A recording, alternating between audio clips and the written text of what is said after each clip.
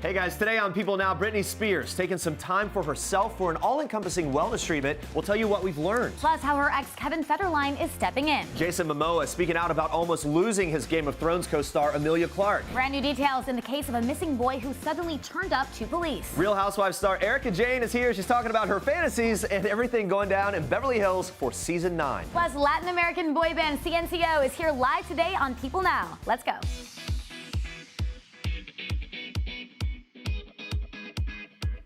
Hey guys, happy Thursday. Welcome to People Now. Great to see you. We are kicking off today with a developing story. Lots of people talking about this. A source telling people that Britney Spears checked herself into a facility on Wednesday for a, quote, all-encompassing wellness treatment. Another source close to the Spears family adds that she just needed some time to focus on herself.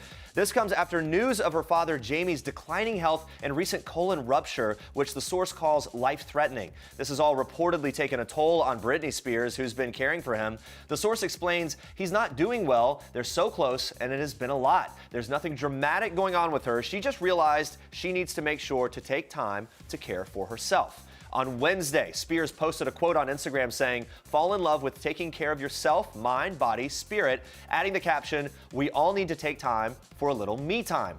Spears had been gearing up for a return to Las Vegas after her wildly successful Britney Piece of Me show, but announced in January that she was taking an indefinite break from work to support her father. In an emotional tweet, she posted in part, "I will not be performing my new show, Domination. I've been looking forward to this show and seeing all of you this year, so doing this breaks my heart. However, it's important to always put your family first, and that's the decision I had to make. A couple of months ago, my father was hospitalized and almost died. We're all so grateful that he came out of it alive, but he still has a long road ahead of him." Guys, stick around. We're going to talk more about this later, including Britney Spears' support system that includes her ex-husband, Kevin Federline. That's all coming up in just a little bit. All right, a pretty bizarre story here. A boy found in Ohio is claiming to be Timothy Pitson, who vanished in 2011 after his mother died by suicide. Pitson went missing from Aurora, Illinois about 8 years ago when he was just 6 years old. This is a photo of what experts predicted Pitson would look like today. Illinois police are on their way to Ohio to meet the boy who told officers he is Pitson and that he was being held by 2 men. Police have not yet confirmed his identity. The boy described his 2 kidnappers as white males with bodybuilder-type builds. He told police that after he escaped, he ran across a bridge into nearby Kentucky. The boy also told police the type of car the men were driving and told them it has Wisconsin license plates. Timothy Pitson was last seen at a water park in Wisconsin, Dells, Wisconsin, with his mother. He would be 14 today, and a witness who saw the boy claiming to be Timothy described to reporters the condition of the teen. Take a look at this. You could see the fear on him and how nervous he was and how he kept pacing, and he just looked odd. The Federal Bureau of Investigation has confirmed they are working with authorities from Aurora, Illinois on a missing child case. Timothy's mother, Amy, picked up her son from his elementary school on May 11th, 2011. We're seeing that surveillance footage right now. 3 days later, she was found dead in a motel room in Rockford, Illinois, with self-inflicted slashes on her neck and wrists. Nearby was what police characterized as a suicide note, and in that, Amy wrote that Timothy was safe with others who would love and care for him, and she added in that note, "You will never find him." But Timothy's grandmother is speaking out and is hopeful that the boy has been finally found. Watch. Well, I'm very hopeful that it's him and that he's okay and he's been in a good place when he was gone, that he's going to come back to us. And the boy's father, Jim Pitson, has previously told people that he will not rest until Timothy was found safe. Guys, we'll keep you updated on this case as new details become available. Such a bizarre story. We hope for a happy ending there. Jason Momoa is opening up about his Game of Thrones co-star Emilia Clarke's long-term battle with aneurysms. The 8th and final season of Game of Thrones premiered at Radio City Music Hall in New York City on Wednesday night, where Momoa said he was, quote, "sad because we almost lost her numerous times." In March, Clarke revealed in an emotional New Yorker essay that she underwent 2 life-threatening brain surgeries over the last 8 years to correct 2 different aneurysm growths. Clarke has since created a charity named Same You to help raise money for people recovering from brain injuries and strokes. And Momoa, who played Khal Drogo, the husband of Clarke's character Daenerys, is fully supporting his Khaleesi. He says, I've kind of been a part of that whole situation for a very long time, so we've had so many scares and trying to find the right way to come out and help. And he continued, I just think it's beautiful that she's so brave in helping the world and trying to raise awareness. Momoa goes on to say that he loves her to bits and predicts that she's going to do great things and teach the world. He also spilled that he is rooting for her character to take the Iron Throne, just in case you wonder where his opinion was in the whole thing. The final season of Game of Thrones premieres on Sunday, April 14th. We'll just have to see what happens there. Now, earlier this week, Game of Thrones stars Sophie Turner and Maisie Williams also commended Clarke, calling her a fighter and revealing how proud they are of her for launching her charity. Williams went on to say, quote, I'm happy she can share that with the world and inspire other people who are going through things. You guys stick around. We'll have all the highlights from the Game of Thrones premiere coming up in just a little bit. Andrea, there was a huge event last night here in New York. Yes. Everyone was out for it. The whole city was buzzing about it. Well, the story about Emilia, I mean, I didn't know she went through that. It's a crazy thing she went through, and I'm glad she's opening up about it and talking about it for other people that maybe are going through similar things. Yeah, in addition to the Game of Thrones, another thing that people are excited about in New York, spring is here. Yes. And it's starting to kind of feel like it, weather, right? The sunshine is kind of on its way. So what better way to celebrate than with a little vino? Little wine. Need to agree with you on that. Maybe you're having a picnic. Maybe you're at a festival. Maybe you're on the beach. Maybe you just have wine wherever you go. I don't know. But no one wants to lug around a glass bottle of wine, right? Yeah, it's not the most convenient, but fear not, millennial winos. The universe has brought us mini boxed wine. It's a thing.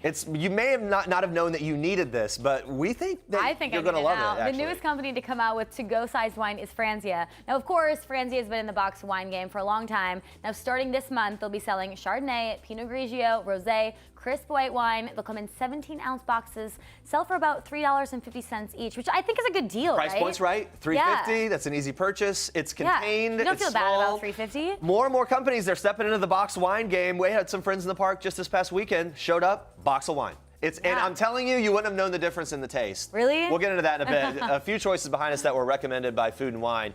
You go for a Boda box, California Merlot, for example. I mean, there's all these different kind of brands. It kind of makes you wonder now how many wines will be made into box form, then how many will go mini. Maybe this will be like the American craft beer boom. Probably, I think. I mean, yeah, no, I could see that. Maybe right? not that big. I like wine more than beer, so I hope that it kind of gets...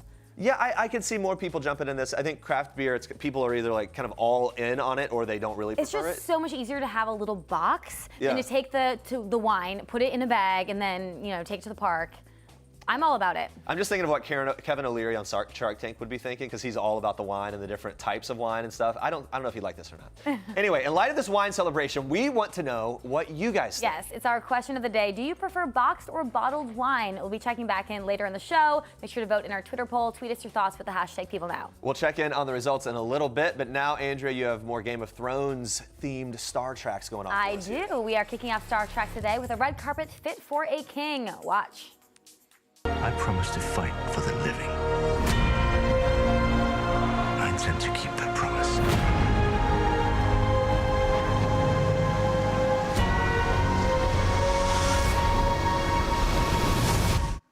Winter is here for Game of Thrones, that is. The hit HBO show had its final season premiere Wednesday night at Radio City Music Hall in New York City. The cast showed up serving some looks. Kit Harington, who plays Jon Snow, attended the premiere with his wife and co-star Rose Leslie. Harington sported a black suit and black turtleneck, while Leslie owned the carpet by his side in this fiery red dress. They look amazing together. I also love their love story. Sophie Turner, who began playing Sansa Stark when she was just 14 years old, dazzled in a black Louis Vuitton dress next to her fiance Joe Jonas. She opened up about how it felt to leave the franchise after all this time. It feels bittersweet. It's very exciting because it's a whole new chapter of our lives we're embarking on, but it's really sad because this other chapter is closing and we won't be able to play these amazing characters anymore or be in scenes with each other as those characters, and so it's a mixture of both. I've got my waterproof mascara on tonight because I know there'll be a lot of crying. And Turner had an adorable reunion with her Game of Thrones bestie and future maid of honor Maisie Williams on the carpet. Williams rocked a floor-length ruffled Miu Miu gown, showing off her new purple hair color. I like it. Williams plays Turner's little sister Arya Stark in the series, but don't be fooled by the ruffles and the bows. This girl packs a serious punch. She got candid about the effort that goes into filming some of her epic fight scenes. I mean, every season there's a lot to do, but this year I had had insane amounts of stunts to do, which was like really exciting and really great, but like such hard work. And yeah, like, you know, you're fighting with like really big men who are really tough, and that's quite petrifying sometimes. But they're always very like just aware and very sensitive, and yeah, happy to edit something to make you feel more comfortable. I love her. And we can't forget about the amazing Emilia Clarke. She dressed as a true Khaleesi for the premiere, wearing a floor-length Valentino tulle gown. Now, across the front of her dress, it reads, "Leave your door open for me. I might sleepwalk into your arms." I really like that. Very poetic. Clarke opened up about what it has meant to her to play Daenerys Targaryen for the last 8 seasons. Watch. I feel incredibly lucky to have played the Mother of Dragons for 8 seasons. I feel very, very, very proud. But it definitely wasn't me. It was the incredible writing of David Benioff and Dan Weiss. Now, Gwendoline Christie wore one of my favorite looks of the night. She looked like an absolute goddess in this dramatic Iris Van Herpen gown. Christie, who stars as Brienne of Tarth, opened up about why she's so proud to portray a strong female knight on Game of Thrones.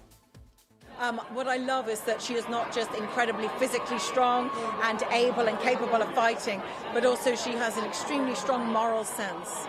And I had never played a hero before, and I have really loved it. And I do hope to possibly play more. And as if you needed something to get you excited for the final season, Pilar Asbeck, who plays Euron Greyjoy, says the final season is going to be big.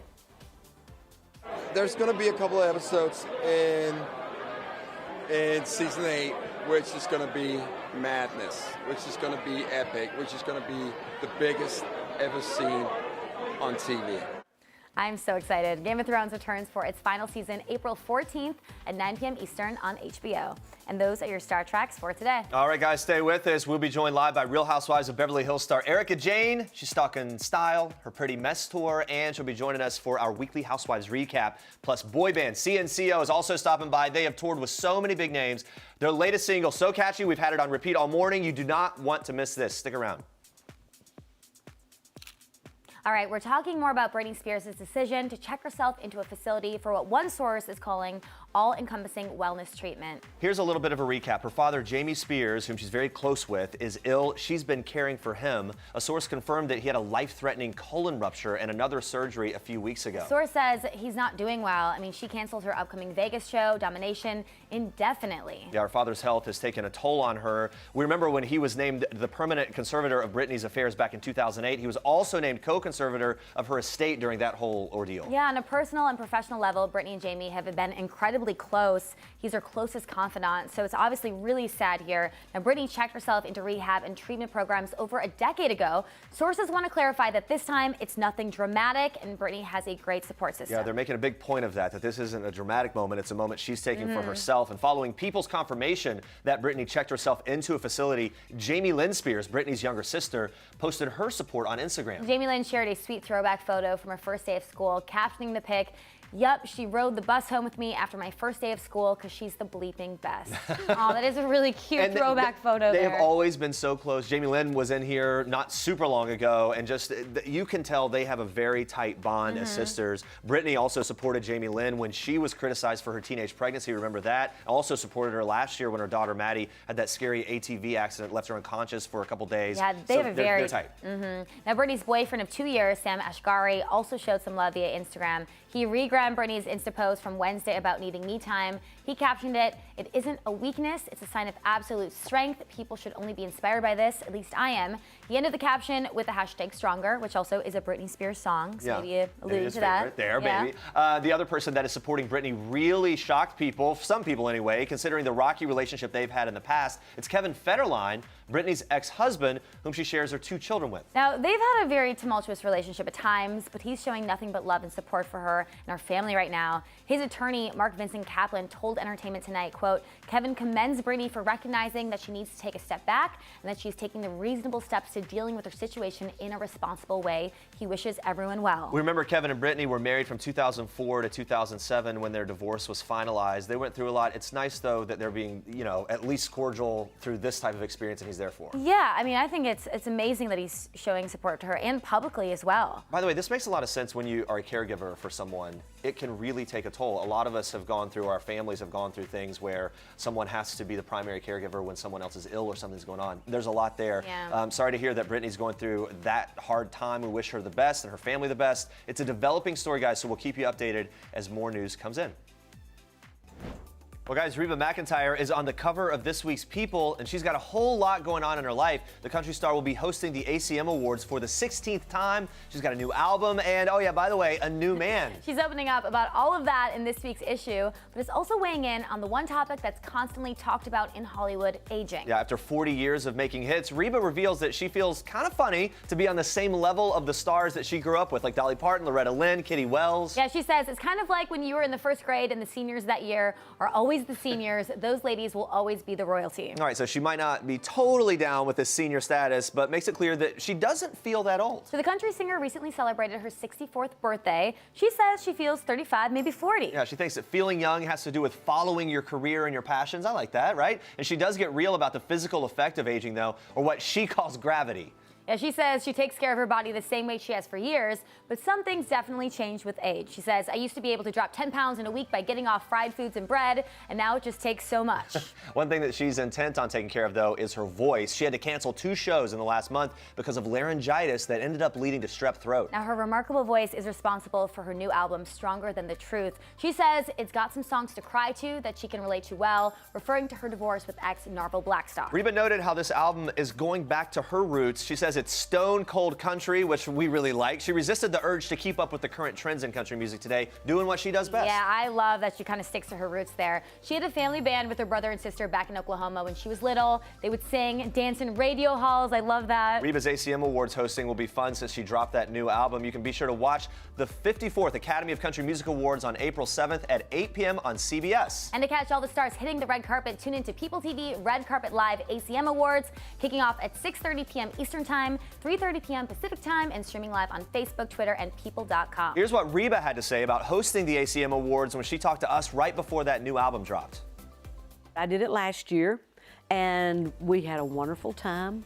And so this year, a lot of my buddies have albums coming out, and I have an album coming out. So I think it's going to be an action-packed ACM. I can't wait to see her this weekend. I know, it's gonna be great. All right, let's check in on our question of the day. In honor of popular boxed wine company Franzia's new mini boxed wine release, we've been asking what you think is better, bottled or boxed wine. I mean, I feel like it's gonna go bottles, right? Bottled. yeah, bottled. Yeah. It's more like, are you willing to do the boxed, I think. And I think a lot of people would I mean, be. does it taste different? We'll debate this, but keep voting in our People poll. We're gonna get back to that a little bit later, but now we move on to this. The Real Housewives of Beverly Hills is in the middle of its dramatic 9th season.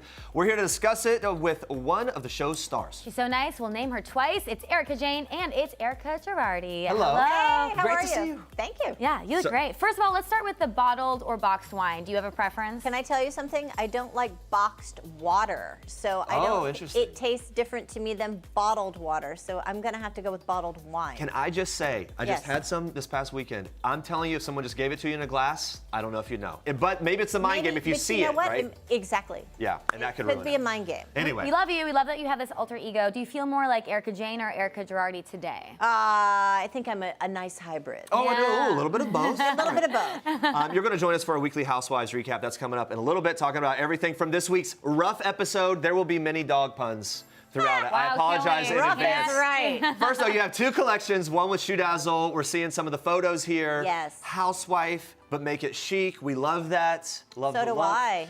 You have this girly glam campaign with Too Faced Cosmetics. They clearly channel these 2 different Erikas as well. Where do you feel more yourself the majority of the time, housewife or club queen? Hey, listen, at the end of the day, I'm a girl from the South that's just like everybody else, but I do love to glitz, glam, and fun. So I think it's both ways, and I think that most women are that way. Oh, really? Yeah, Like I do. I think that, hey, we're all social chameleons. On the show, who do you think is out more often? Which version? In your opinion. Well, I think I try to be the voice of reason, so probably Erika Girardi. Okay. Yeah. All the housewives, pretty fashionable. But you, I mean, you're especially fashionable. And the ladies of Beverly Hills, definitely another level. We see that, you know, you have your shoes here, which we like. Our pretty mess. Yeah, Erika those Jayne are great. Shoe Dazzle, thank you. These are fun. Slides, we'll have to get you some. Oh my God, I would love that. And you're wearing some too as well. I'm wearing my pretty mess pump, which I can't believe I'm going to do this on PeopleTV, but yeah, There it is. There she is. So you have these fabulous shoes, this fabulous fashion. Do you think that you being there has made the other ladies step up their fashion game? Well, I think, listen, fashion is an individual experience, and if I have inspired everyone to be creative in their own way, hooray. I mean, has anyone on the cast ever told you that they're inspired by your looks? No. You know, But let me say this: they've all been very supportive. We're all very supportive of each other. So actually, that says a lot. To give a compliment, hey, you look great. So yeah. Thank you very much. Oh, I don't know if you're really saying that to me. But, I took it as an actual compliment. But it is nice to hear because there's so much drama that plays out on the show. It's nice that the ladies ultimately support you. Yeah, it is, and you know, it's. Listen. We're there to support each other. Yes, we have drama. Yes, people love that. But at the end of the day, you know, we're a group of girls that get along. Yeah. All right, let's talk about this. You took Erika Jayne on tour with the Pretty Mess tour. We'll see some of that this season. It makes us think, which of your castmates would you most want to perform on stage with you? Well, I've got some good performers in my cast. You know, Kyle is a showgirl. Lisa Rinna is a showgirl. Those two stick out. They stick out to me. As you say that, that completely makes sense. On the other hand, who would be the least comfortable up there, based on what you know? Maybe Teddy. Yeah. I don't think that I don't know. I don't think that that's her lane, but I could be wrong. You know what, though? She came in here. I feel like she would agree with that. I'm not speaking for her, but I completely get that vibe, That's too. like another skill, though, to like be on stage and do all that, you know? You know, you just got to be willing to kind of, you know, laugh at yourself. Yeah. Which one you can do. Not everybody has a great sense of humor. We love hearing the behind-the-scenes things when it comes to tours. What are your must-haves when you're on tour? A good robe, good slippers, lots of eye makeup remover, a great scrubber, and a blanket. Self-care. Self-care items. Yeah, you need to because you want to be able to get out there and have a good time. All right. Yeah. Okay, we have to talk about this.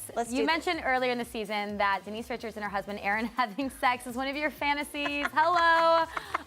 What did you think of the scene where Denise kept telling Vanderpump and Kyle how well endowed Aaron is? Well, now I need to know how big it is. Well, I mean, I need to know because, you know, I need to know. What are we comparing it with? Are there's a scale. Still in your fantasies? I mean, not last night, but I was fantasizing about something else. What do these fantasies look like, though? What they're hot. Wait, what were you excited? You said you were excited about something else. Yeah, I was just fantasizing about something else. I wasn't fantasizing about them. Okay. What was the other fantasy about? That I'm not sure. Okay, all right. We've got one fantasy. Yeah, you only get one fantasy at a time. One at a time here. Take it Yes. easy. Very different subject here. We know both Brandi Glanville, Kim Richards, they return at some point this season. Would you want either of them to return full time? I think that they're both great showmen. I have no idea. You know, it's what I don't make the cast. No, right. Cast the show. Yeah, but there's like the vibe, right? Like of what the show, how the show would change when some of those people are there. Is there anyone on the cast that you think would definitely not want them returning? Well, I think some people have definitely had their differences with both Kim and Brandi, so it could be uncomfortable for a few people. Yeah. Yeah, moving forward in the season, who do you think is going to surprise fans the most?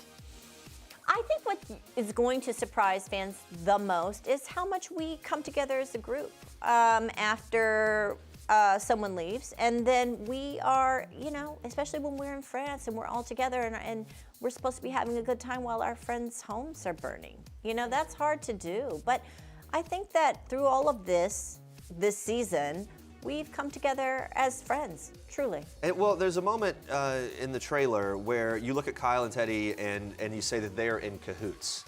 Can you tease if that's Puppygate related at all or if it's something entirely different? Something entirely different. It is, okay. Yeah, it's not about Puppygate. All right, well, speaking of Puppygate and all the drama this season. Puppygate, oh my God, that dog. Speaking of that, let's take a look at a clip from Tuesday night's episode. When we're back, we're gonna break that all down right after this clip. Watch.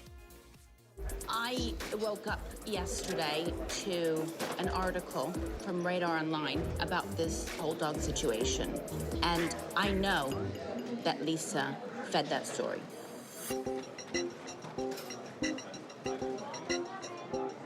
Did you read the article? I saw it everywhere yesterday.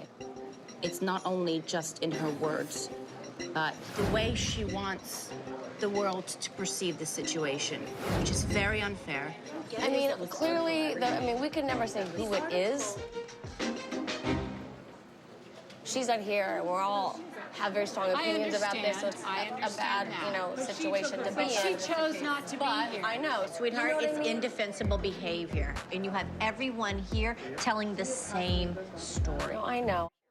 Guys, we are about to discuss that dramatic moment and so much more from this week's Real Housewives of Beverly Hills, plus some highlights from this week's Real Housewives of New York City and the season finale of the Real Housewives of Atlanta. Erika is still here with us, and we've got to have People's Housewives experts, news reporter Dave Quinn, and joining us from LA, People TV producer Sam Belikoff. All right, What's up? let's jump in. Erika, in that clip, you said that Lisa's behavior was indefensible. Can you elaborate on that some?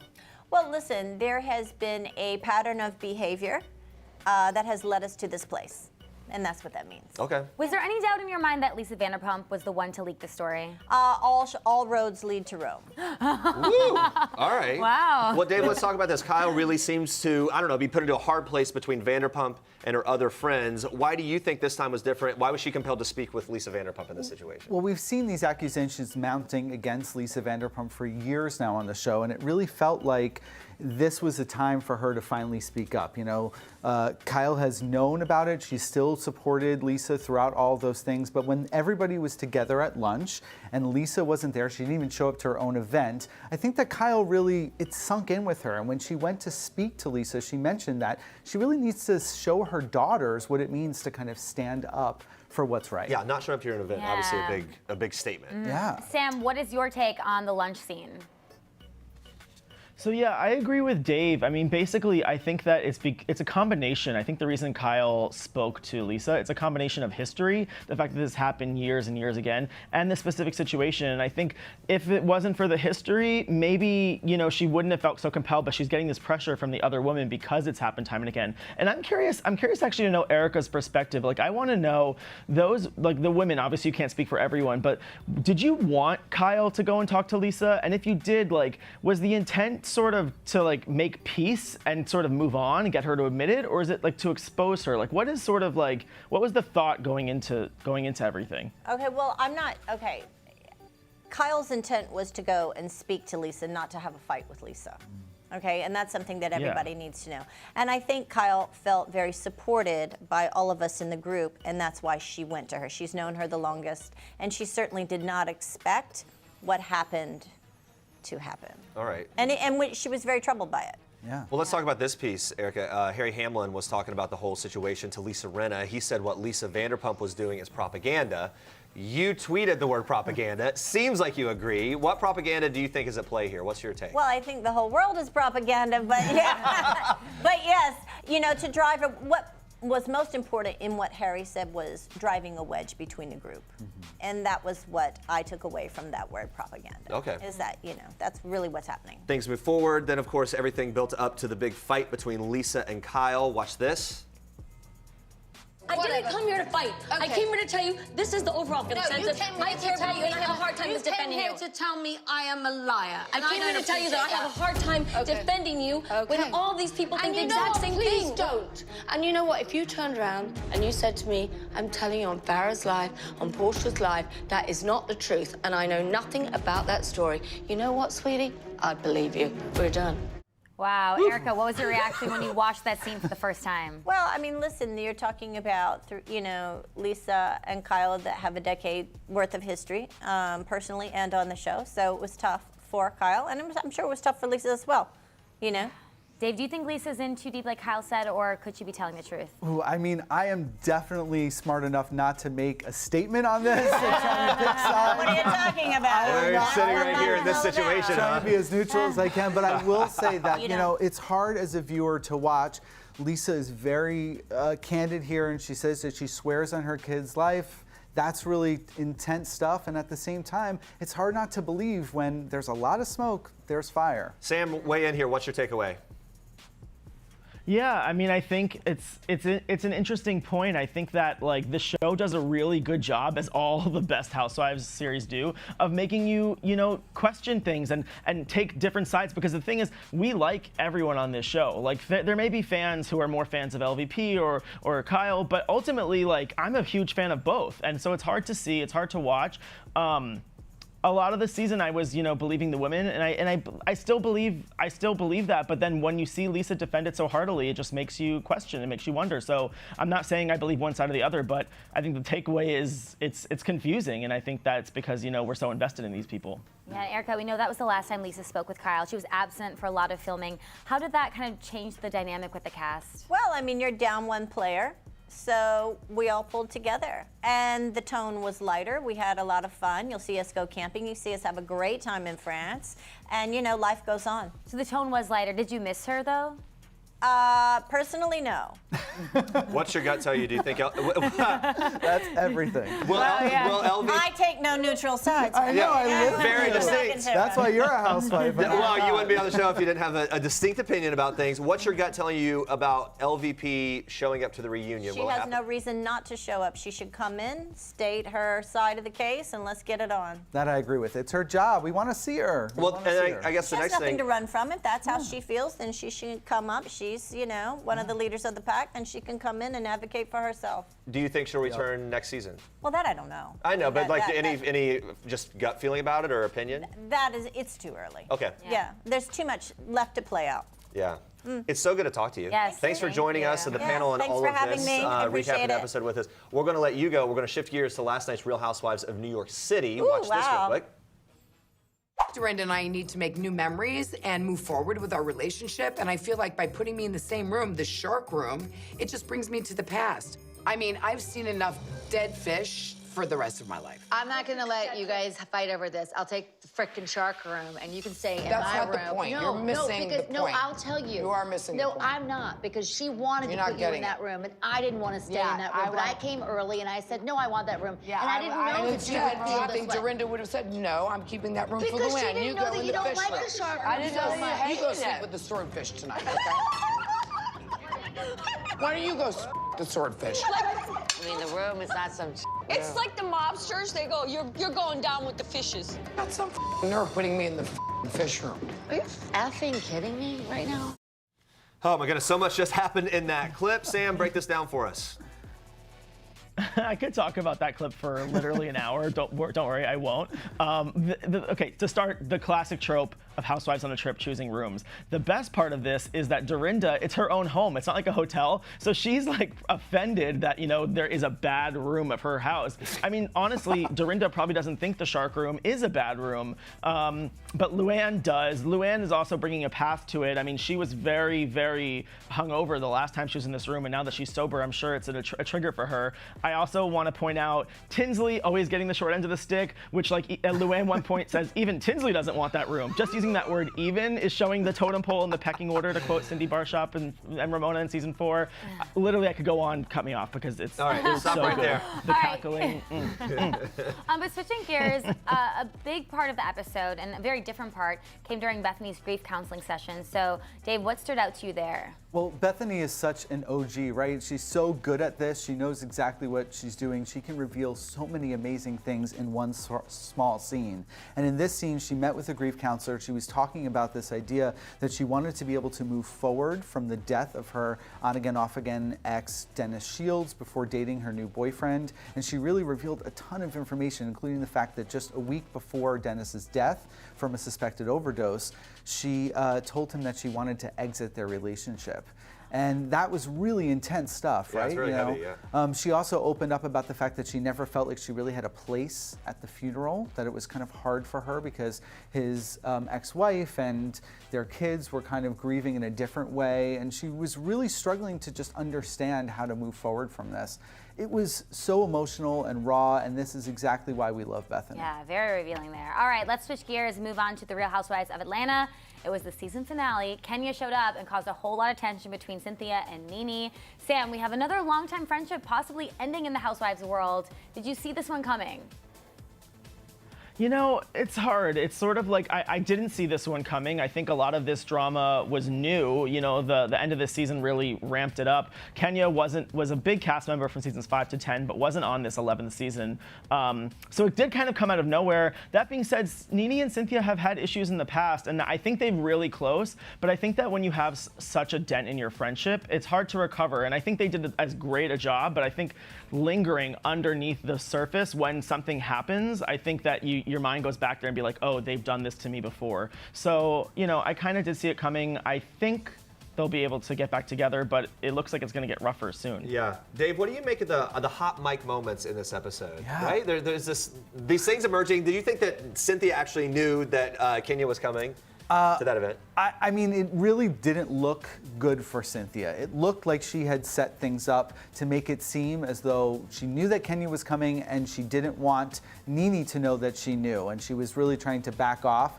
But afterwards, she did a little YouTube video with Candy Burris, and they kind of talked through those hot mic moments, and they explained that they were filmed kind of after things, that they didn't really have anything to do with what they were talking about. So they kind of explained it away as like, oh, editing, Right. you know, repurposing stuff, repositioning comments. Yeah, and I kind of don't know who to believe in this. The thing that I don't understand is why this is really such a big deal for Nene deep down. I mean, Nene is the OG housewife.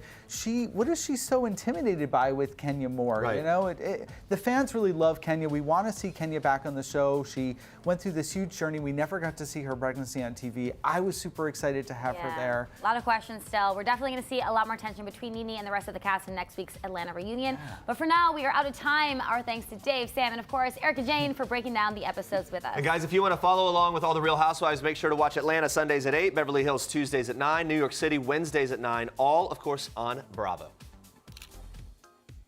Anthony Rapp is the latest celeb to swing by couch surfing and take a look back at some of his most beloved performances, including his portrayal of Mark Cohen in the original Rent Broadway musical and 2005 movie, alongside stars like Taye Diggs, Rosario Dawson, and Idina Menzel. Very legendary. Yeah, 23 years later, the musical was revived with an all-new cast: Vanessa Hudgens, Tina Shea, and Jordan Fisher, who reprised Anthony's role. Here's what Anthony had to say about seeing a new generation take the stage. Rent Live premiered on Fox earlier this year. You got to hang out with the youngins. Yes, that was really Vanessa meaningful Hudgens, too. a little Tinashe. What was it like for you to be in the midst of all those kids? We've, like Jesse Martin, you know, he, at one point we were watching them, we were like, it's like, come on kids, you can do it. Come on, come on. Jordan could show me how to move my body better than I could do things. You know, he's an incredible dancer. Like, finally Mark can kind of dance. You got classic moves. I see you on the table. Yeah. He can dance. Guys, tune in to see Anthony Rapp dive into even more of his past projects when the new episode of Couch Surfing drops on PeopleTV this Friday.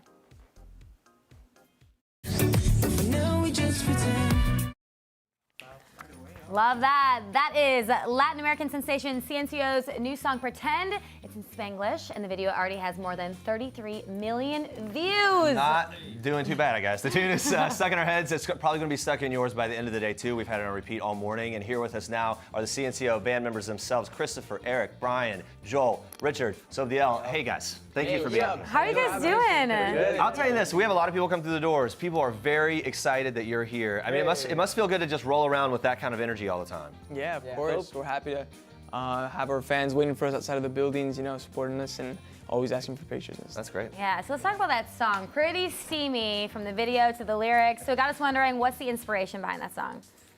This song is a sample of the Barge, Rhythm of the Night. So when we heard it, we felt good. You know, it reminded us of our parents, you know, our aunts dancing around the house with that song. So when we heard it, we recorded it in English, but it was kind of difficult. We kind of felt like it wasn't us, you know what I mean? So we added the Spanglish, and we felt good. And it was to test the waters with our fans that aren't speaking Spanish fans.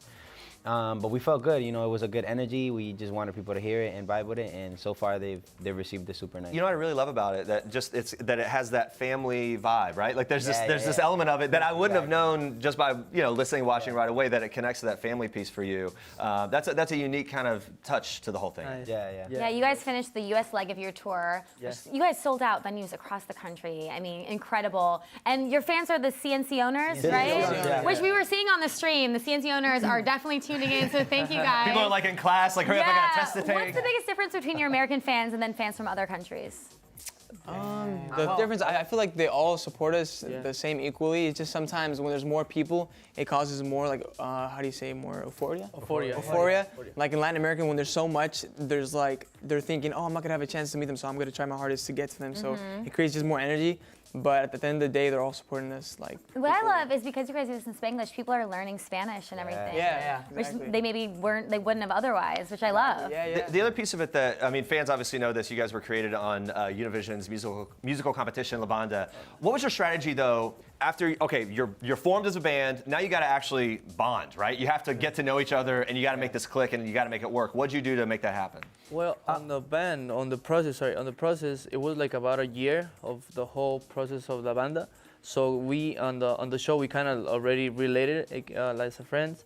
We kind of know each other, but we got to really get like friends, like really kind of a family already when it was already finals. We were 12 people, and we all get together, we all get along, we all help each other. Because at the end of the day, we knew that we're gonna be on a boy band. It could be anybody. So we all got along. Yeah, it was no drama. It was so everybody helping everybody. So we already know each other like maybe for 4 years already. So when we got to be CNCO, I think just the communication and just respecting each other is the key of the success. Yeah, now you guys are all best friends, yeah? We're a second family.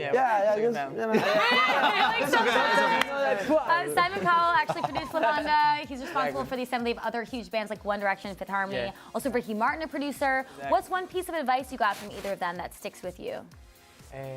Well, from Ricky, that's our mentor. Rest a lot, stay our feet on the ground, and be humble, and enjoy what we do. Yeah, enjoy what we do.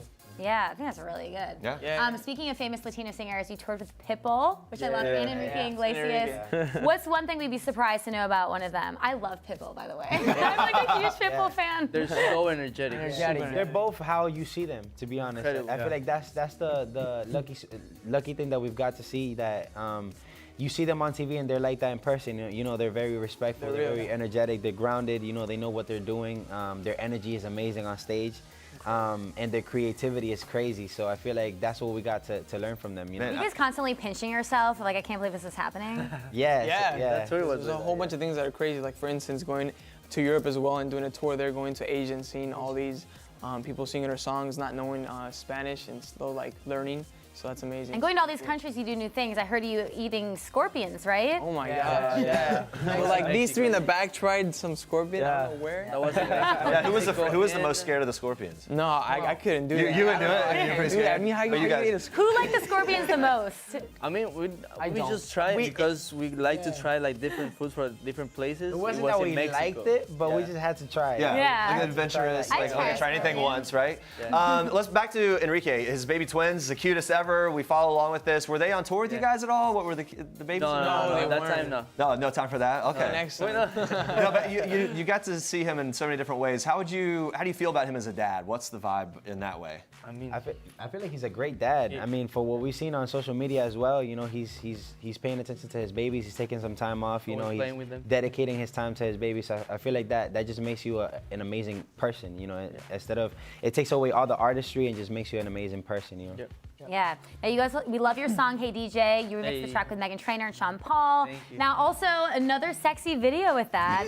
I want to know, what has your family's reactions been to some of the sexier videos and music? My mom sometimes, you know, like, thanks me. Don't do that. Sometimes. But at the end of the day, I feel like they understand because it's our job, and and they feel super proud about everything we do. So it's like they get it, right? They get it, exactly. Do they give you a hard time though? Maybe at first it was more like they had to get used to it, but now since we've been doing this for like 3 years, it's like, you know what? I understand. Would you guys? Is there any situation where you like called them up before they watched the video for the first time? Like, I just want you to know, Mom. Like, there's gonna be this one shot of me. Like, any of that going on?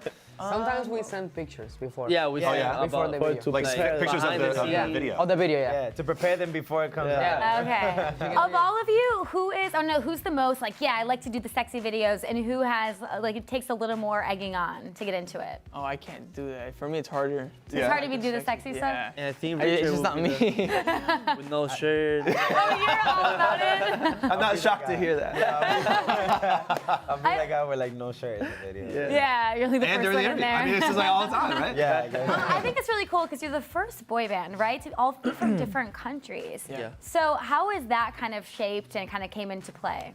I mean, it kind of just happened naturally because in the competition, all the fans just had to vote. It wasn't really planned out, and I think it's super cool. Just like you said, we're the first boy band from forming from different countries. We get to learn from our different cultures. Even though we all speak Spanish, each country has like a different way of saying words, of expressing yourself. So it was kind of funny at first because we didn't understand because of the words that are different, but we learn a lot from each other, so it's pretty cool. Yeah, what were some of the biggest differences? Just like the accent, for example, in the Caribbean, they talk super fast. I was like, wait, hold on. Yeah. Take it easy, and like some It's words. slang, like our words are more slang, you know? They don't pronounce too much Yeah, the for them, R. they pronounce everything, you know? They pronounce every word and they're very proper.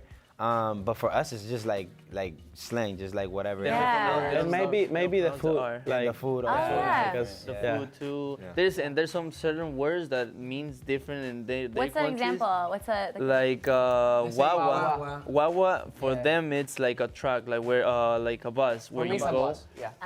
For them it's a dog. For me it's a little kid, a baby. Okay. So there's a lot of confusion. Yeah, different. All right. Yeah. Yeah. All right, guys. We're gonna keep the interview rolling with a little game. A game that we call Fish and Dish. Here we ready? go. We've put a lot of work into this. Here it is. Here we We're go. gonna grab the cards. Joel, you're our designated fisherman. All right. If you reel in, I've never actually fished. This is legit. If you reel in a This is exclusive, This is guys. super exclusive and legit fishing. If you reel in a purple fish, you have to answer a career question. Red fish means love life. Yellow fish, miscellaneous. Orange fish are for party questions. Green means you ask us a question. You should probably avoid the green. That's going to be the worst. Let's go for the Here we green. go. Click it on. What do you guys think? What do you guys think? Which one? Here we go. What do you guys say? Yellow. red. Yellow, red? Okay, you guys understand. I'm going to go for the yellow. So just take yellow. Go for it. Boom. Oh. No, are you kidding me? I'm horrible. How do you? You gotta let it close. There you go. Hold on, let it close. Oh my gosh. You're right, you've never fished before. Take a green one. Okay, hold on. There we go. Okay, so Yellow, what's the weirdest encounter you had with a fan? Oh, wow. The weirdest encounter.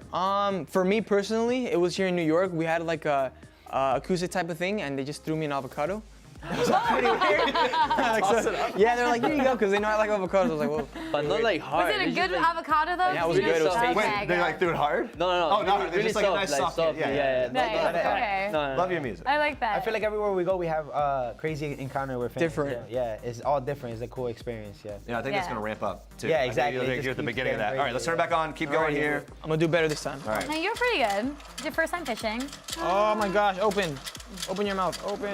Eyes on the red. I'm so scared. Oh, wait, hold up. Eyes on the red. Oh, this one. Here we go. There you All right, go. red question. Love question. Here we go. Let's make this one a good one. I like that. Who's the biggest flirt? Who's the biggest flirt? The one behind me. Yeah. Oh, really? Right there. What's your I'll take it. what's your go-to? What's your go-to flirting technique or pickup line? There's no technique. Like, Ooh, he's a natural. My bad. Be careful. Like, I don't even have to try. I mean, no, it's just not technique. When you just feel a connection, you just like tug and just like feel with, you just vibe with it. Then there's no like I'm gonna do this and then I'm gonna do this and then no. He basically says there's no plan. So here's a question. What is like one particular quality that you're all looking for in a significant You're other all or single, somebody right? that I just saw you interview. You're all Like, single. What's it take for Exactly. someone to catch your eye? Just be yourself, be honest. Like don't try to be someone else. else to catch your attention. Just be you and it happens. I feel like a natural connection will be. I'll be better, yeah. That's Yeah. a Such a person that can great- take care of themselves. They have a future. You know, they have something planned. You know, for themselves. I feel like that's the best. Personality. Something planned Yeah, other than just like going on the yeah. road with you guys for the next. Exactly. Yeah. You know what I mean? Like, yeah. All right, let's turn it back on. We're going to do All right. another one here. Oh my That's gosh. a good answer though. I know, the nice stress is safe on, Joel. answer. that was a very simple. This is harder Oh, we're than it going looks, orange this okay? time. I promise. Oh, there we go. Hey. Yes. Okay. It's a party question. Who's the most likely to organize a boys' night out, and what does it look like? To organize it. I feel like in this one will be me and Chris. Yeah, it might be them too. Yeah. Because they're more of like the. We like to party. Yeah. Not me, Yeah, but party a lot here. Okay, Yeah. the party animals in the back. we're more- What does your ideal party look like? Are you going to Wow, the look. Is there a story?